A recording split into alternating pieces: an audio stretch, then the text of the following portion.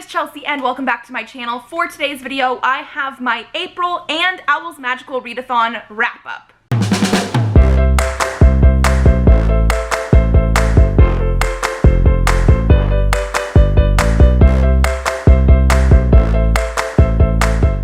So I have 17 books that I want to talk about today with you guys. One of them was a DNF, but otherwise the rest of the 16 are ones that I completed in April. I'm very excited about that. I think I'm going to wrap up my O.W.L.s Readathon stuff first, because all of those were also mentioned in my O.W.L.s Readathon vlogs, which I will link down below in case you guys haven't seen them and are interested. But, so for that, I actually have 8 books that I completed for my O.W.L.s, and that allowed me to pursue the Care of Magical Children career, so I did complete my O.W.L.s for that, and I'm already very, very excited for Newts in August, so we'll have to see what the prompts will be like then. But, jumping into those 8 books, the first one I picked up was Heart in Hightown by Readathon, who is the character that wrote the book. It's based on a video game. And Mary Kirby. So this is a short 72-page book that is based on the character and the book that he writes in the Dragon Age games. And so we do have some illustrations to go with it, but otherwise most of this is what could sort of be found in some of the codices in Dragon Age Inquisition, which I know that they definitely have codices for Heart in Hightown. The chapters are slightly different. I do feel like there was a little bit more in this book and more of a flow that took it from chapter to chapter, and then there was a like chapter question mark in the game that is completely separate from this book because of the fact that it changes based on decisions that you made throughout Dragon Age Inquisition and Trespasser. So I gave this a 4 out of 5 stars. I did really enjoy it. I wish it was a little bit longer because it is a very short 72-page book, but I really liked immersing myself in this world again because I can't get enough of Dragon Age. And then I also do the 52 reading challenges every month, and I picked out 4 for this month, I believe, but Heart in Hightown completed the reading book that is shorter than 200 pages. And I don't think I mentioned, but Heart in Hightown completed the Potions Owl. Then we have Well Met by Jen DeLuca. This one completed my Arithmancy Owl, and I absolutely loved it. I had been having some issues with romance, especially like the new adult romance, back in March, and I was just not really enjoying a lot of the ones I was trying to pick up. There was just something about it that wasn't quite working for me, but this one I absolutely loved. I don't know if I mentioned, but I did give it 5 out of 5 stars. This one follows our main character of Emily, who sort of gets roped into working at a Renaissance fair with her niece, and then while she's there, Simon, who is our love interest, is basically the standoffish, tight-laced, one of the runners. Like he helps to run, or he is one of the main people that runs the Renaissance fair, and I just absolutely loved their dynamic. I liked the fact that nobody was actually like an asshole, because that's one of my problems that I've come across recently, especially with our main like female protagonist. I've come across a couple books lately that I just have not liked because the person I'm supposed to be rooting for in a relationship was unbearable. But I absolutely loved Emily. I loved this book, and I think the second one is coming out later in this year, like in the fall, and I am so ready for it. Then we have the Dragon Republic, which worked for my Charms Owl, and I gave this 4.5 stars, I want to say. I didn't enjoy it quite as much as the Poppy War, which I gave 5 stars, but it was still really, really, really enjoyable. Like, I don't think it was just a 4, so I am going to go with a 4.5. This one follows the events of the Poppy War, which did conclude at the end of a war, and I personally, I guess, wasn't expecting a whole nother war in this book, but it is about our main character of Rin sort of joining a rebel army. It's part of the country that she lives in, but they want to sort of usurp the Empress's throne and create a republic. One thing I do want to mention that I don't think I mentioned during my O.W.L.s Readathon vlog, and I know some other people have criticized this book a little bit, is Rin is not necessarily a likable main character, and that is completely true. She does things that I would never even have considered if I was in her place, but at the same time, she's very compelling. Like, I want to know more and I want to follow her on her journey. So even though I don't think I could actually relate to her as a character, I still loved the journey, and I am very, very excited for the third one that is again going to be coming out this year. That is going to be the finale for the series. This book especially does come with a whole lot of trigger warnings for basically anything that is like war atrocity related. We have like the talk of like rape, murder, mutilation. I'm sure that there's extra that I'm forgetting. The Poppy War only had that really in like the third part of the book, but it's throughout here. So if you can get through the Poppy War, I think you can deal with it here, but it is very, very prevalent. Then I read The Wicked Fox by Kat Cho. This one I gave a 5 stars. I think I'm actually giving it a 5 stars. I couldn't remember if I said 4.5 or 5, but I really, really enjoyed this story. I know it does have some mixed reviews, and I think it's because it does start off a little bit slow. It might not have been what some people considered like what they expected from this story going in, but I really, really enjoyed our main character of Mi-young, who is a gumiho, and basically reveals herself on accident while saving Ji-hoon, who ends up being a student at her new school, and so he has to sort of help keep her secret, and there's other supernaturally type of things. There's also sort of like a murder mystery. I mean, it's not necessarily, I guess, a murder mystery, but there are mysterious elements in here. The ending was not what I expected, but I am definitely on board for it. The sequel to this is also coming out sometime this year, and I believe the cover is even more gorgeous than this, and I just can't wait to get my hands on it. I loved this. Then I read Mare Internum by Dershing Helmer. This one I gave a 3 stars. It's a sci-fi, slight horror elements graphic novel. This is the entire thing. I believe it started off as an online webcomic, and I absolutely loved the art style in here. Like, just the lines and the colors, and it was absolutely gorgeous. However, there are some triggers in here as well for like attempted suicide and abandoning your children and mental health issues that are not necessarily dealt with in the best way. Like, this opens up on a suicide attempt, just so you know. So this book deals with our main character of Michael, who is a scientist living on Mars. And he is going to be shipped off because of some thing that went wrong with his experiment or the thing that he was working on. We don't have full answers to that in this book. We have some, but I'm pretty sure there was another scientist he was working with that we don't get any information about at all. So, a little bit weird. But he ends up taking sort of like his replacement to the cave area where he was working, and they end up falling down into sort of like an ocean that is deep below Mars.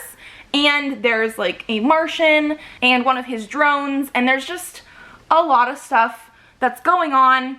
And I feel like, I don't know if it was me or if it was the book, but there's a lot of stuff that was not explained, and some of it I didn't mind as much, but like, especially as we got near the end, it became very existential, but like the actual ending, I don't comprehend what it was about at all. I could not tell you what the ending was supposed to be. It's not even necessarily that it was open-ended. I just did not understand. I have looked at some reviews for this, and nobody has explained the ending, so I'm just very confused. So even though it was gorgeous and I was, you know, pretty on board with the story, 3 stars. And then before I forget again, this one also had a 52 reading challenges for reading a book that was set on a different planet. This was set on Mars. Then I read The Unexpected Everything by Morgan Matson. I gave this one like a 3.5. It was better than Mare Internum, but it was not necessarily as good as some of the 4 stars I read. This is a very, very chunky, like 500 something page book that is a contemporary with some romance. Our main character of Andy is stuck home over the summer because her internship extra learning thing at a college fell through after her dad had a political scandal, and I liked it well enough. I just feel like this book was much too long for what it was. I really did like the family aspects and her dad coming together because of the fact that he had to stay home and not do anything political or work at his job during the summer. And I did like the romance a little bit as well. A lot of this was just day-to-day life and activities over the summer because it's a contemporary. I don't know. Contemporaries are my favorite. Some of them are hit and miss. And this wasn't bad. I'm sure some people absolutely love it, but it was just too long for me. And then this one was also a 52 reading challenge card to read a book set in summer.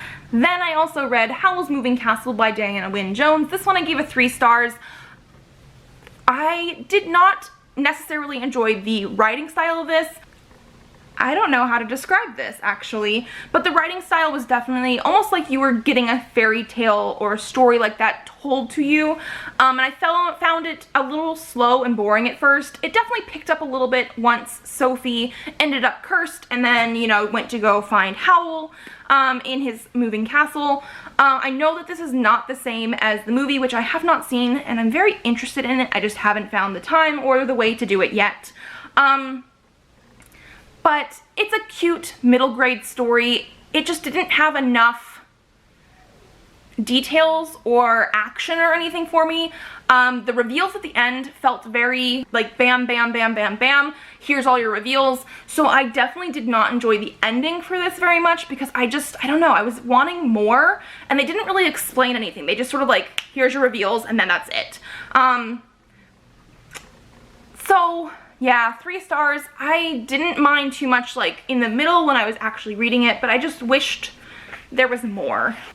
And this one was to read a book with witches. And then the last book that we have for our owls. Ooh, I'm not even talking about my owls anymore because I completely forgot I had to go see the baby for a bit.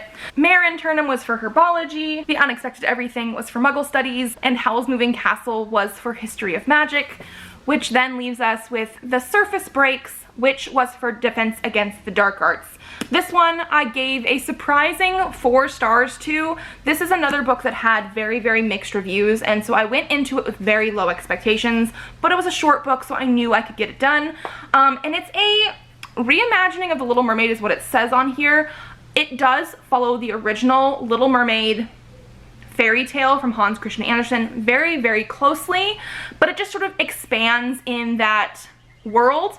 It is also quite dark. The mermaid world is very patriarchal in a way that means women basically have no say or anything. It is her dad's way or the highway, and even just the way I'm saying it right now makes it seem better than it actually was in here. It was very, very oppressive. And I did like the fact that our sea witch was basically evil according to her dad because she was more a feminist, loved herself, loved her body, was very much her own person, and that was sort of the reason why she was looked down upon. So I did like the societal sort of commentary that we got on here, but I can see why some people might not have liked it as well either. I truthfully, there's a cat. I truthfully actually wish that there was more at the end of this book because I absolutely loved like the last 1 to 2 chapters. Like the ending was phenomenal, and I need to know more of what happened, even if it doesn't necessarily follow the same character. Like I want more. I want to know what happened after this story.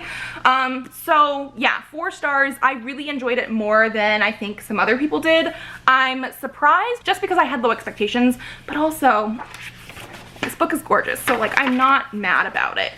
And this one I think is the last card we had, which was to read a book set at sea. Now those were the 8 books I had for owls, but I did read other things this month. Obviously we're just gonna start at the top of the month and go on down, which means we're gonna be starting with my one and only DNF for this month. I was supposed to read these Rebel Waves for Defense Against the Dark Arts, but instead I DNF'd it.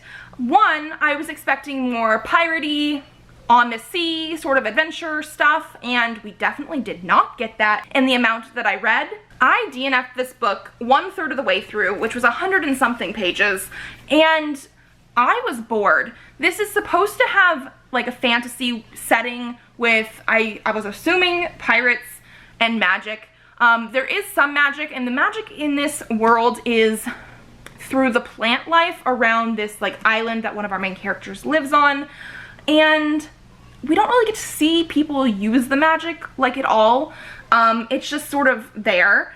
But also this is another one of those YA fantasy worlds that I've been seeing pop up now a little bit more than I had used to, that I'm not entirely sure I enjoy. I think it's just a trope that I don't enjoy, where it's like church, God, religion, however, you know, they want to do that, versus magic. If you have magic or like magic, you're evil, and if you know, shun magic or whatever, then you're pious, you like God. It was very hitting me over the head in this book, more than other ones that I've read, but I've noticed that as been a trend lately that I'm not sure I enjoy. But yes, so I did end up DNFing this one. Then I read Komi Can't Communicate Volume 1 by Tomohito Oda. This was a book that I received from NetGalley.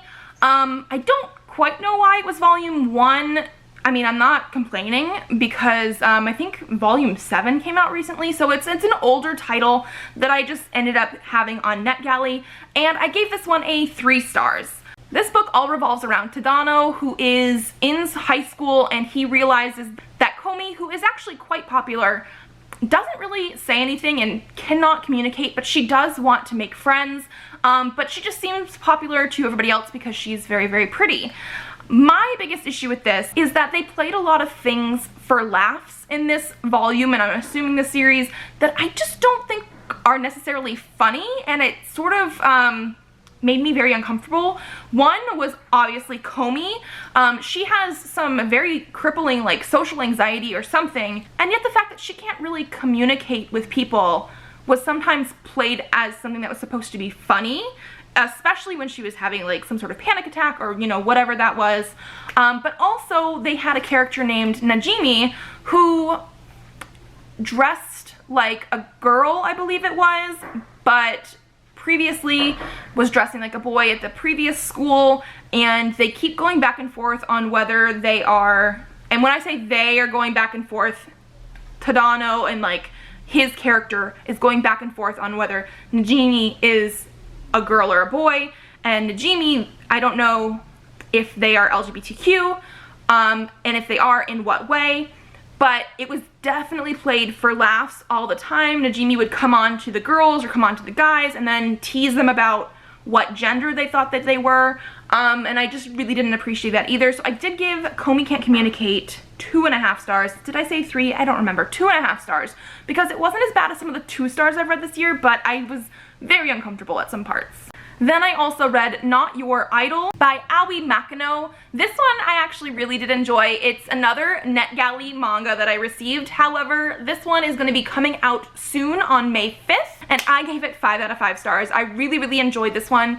This one is more hard-hitting, thrillery type of, I think they're trying to bill it as like a thriller type of one. But our main character of Nina is new to school, and she used to be part of a girls like pop star group. However, after an incident where she was assaulted by a fan, she is sort of like very much reserved and only wants to dress in boys' clothes, cut off all her hair. She doesn't want to be feminine anymore. And so one boy in her school has recognized her for who she is, in the fact that she was in like a very popular pop star group, but nobody else has really realized that. But not only do we have that going on, throughout the book there is some sort of like pervert, groper to women, like girls in high school, talked about throughout the book. And so we do have a lot of sort of talk about how girls should be dressing, and if that is, you know, a positive or negative thing, if they're in a skirt or not, being around somebody who could potentially be a perv. But then also we don't know who assaulted Nina in the first place. So again, it does have some thrillery elements, but I also just really appreciated the way that they're talking about sort of the societal perceptions of how women dress and I guess rape culture, that kind of stuff. And so far I'm really, really enjoying it. I can't wait for the second volume. Then we have Prince Freya by Keiko Ishihara. This one is another one that I actually had from NetGalley and read it. I gave it 4 stars, and this one I've purchased already because it is out now. But this one follows our main character of Freya, who lives in sort of a village. This is more of a, I don't think it's a fantasy, or at least if it is, it hasn't gotten there yet. So I want to say it's more of like a period piece, probably close to like 1800s potentially. But so she lives in a village and she has some friends who ended up being like knights to the prince. But in a cruel twist of fate, the prince got poisoned and on his deathbed basically convinced her to take his place because they look exactly alike. So now our very, very, very timid girl is having to be the prince. I'm again very excited for the second book in this series, and I gave it a 4 stars because it starts off very cheesy and I didn't quite enjoy it until we got to the like her having to be the prince part. This also has a lot of like blood and gore, just so we know. I wasn't expecting that. I don't know why exactly, but I wasn't expecting that. And I do like the fact that she is a very timid, they call her a crybaby sometimes, and I think she calls herself that as well, protagonist, because already just over 1 volume of a manga, I've seen her have to grow and try not to be as timid, and I'm very, very much looking forward to her character progression throughout this series. Then I also read Love Me, Love Me Not Volume 2 by Ayo Sakisaka. This one is also a new manga that is going to be coming out on May 5th. It is the sequel to the first volume by Ayo Sakisaka, which I absolutely loved, gave 5 out of 5 stars, and it basically follows 2 girls, Yuna and Akari, who have very differing personalities when it comes to like love and all that kind of stuff, but they've become friends. So like I said, the first volume I gave 5 stars. This second volume I actually gave a 4 stars because we didn't really get to see Yuna and Akari interacting as much. We got a little bit more of like shoujo manga, will they, won't they romance sort of things, but I am looking forward to more of the girls interacting and being friends because that's actually what I really, really enjoyed in the first one. So I am still excited to read more of the series. I am still going to purchase the second volume eventually when it comes out, but I was just slightly disappointed going into this second volume. Then we have Something Is Killing the Children by James Tinian IV. I did actually give this a 5 out of 5 stars. This is another one that will be coming out in May, and it's going to be coming out on May 26th. This is a graphic novel comic bind-up series, and it is very dark. There is like a monster killing different children, and we end up having Erica Slaughter come in, who is going to basically kill this monster in this town and sort of take care of the problem. But you know, things happen, and the ending I did not see coming. The art style, I was a little bit wary of it at first because it's not something that I really necessarily enjoyed. However, the gritty, sort of sketchy nature of it fit the story really, really well, and it is super dark and gory. Like, there's tons of blood and guts.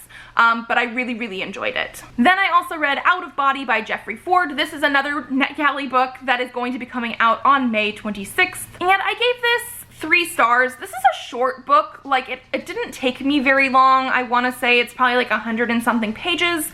However, I think that was part of the problem.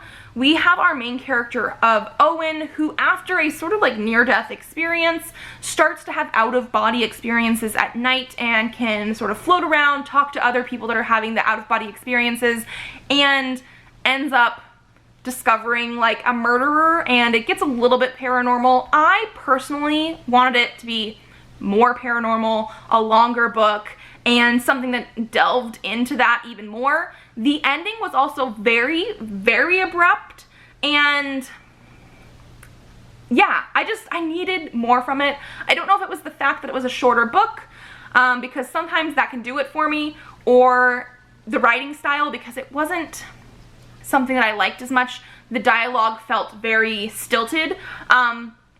but I liked it enough that I might try more from this author, but Out of Body was just not quite there for me, so I gave it 3 stars. Then I did a reread of The Host by Stephenie Meyer. I am totally blaming Kevin from Irish Reader of this. I watched his video of him reading The Host and reacting for the first time a couple days after he posted it, because I had just discovered a lot of his videos, and I love this book so much. I loved his reaction so much that I had to read this again. I gave it 5 out of 5 stars. I absolutely love this book. I think I've read it at least 3 or 4 or 5 times by now. And this is Stephenie Meyer's sci-fi adult book that I just absolutely love. We have aliens here who sort of implant themselves into their host body and they take over.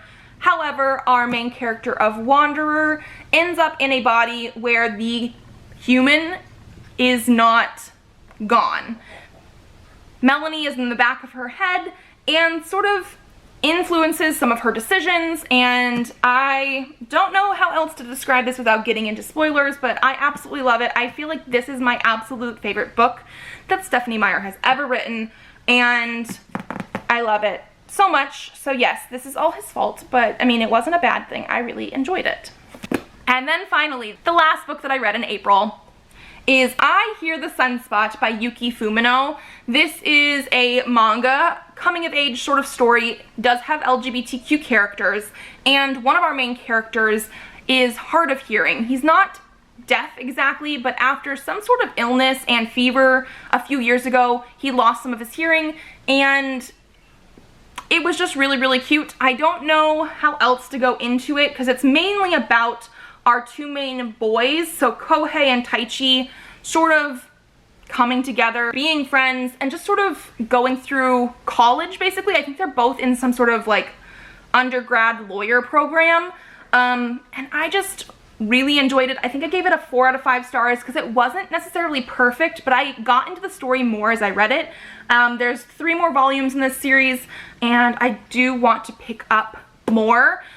When I do say that there's LGBTQ characters and stuff in here, sometimes in manga, if they have LGBTQ characters, it's because it is some sort of like boys love, romance heavy thing. This is not. I wouldn't mind seeing it become a romance, but just keep in mind it's mostly friendship. And then that was everything. I feel like this is going to be a really long wrap up, even though I talked about like all of these in my O.W.L.s vlogs. But I hope you guys liked this video. If you did, give it a thumbs up to let me know. Subscribe to this channel if you would like to see more videos. I have videos up Mondays and Thursdays, so I will see you then. Bye!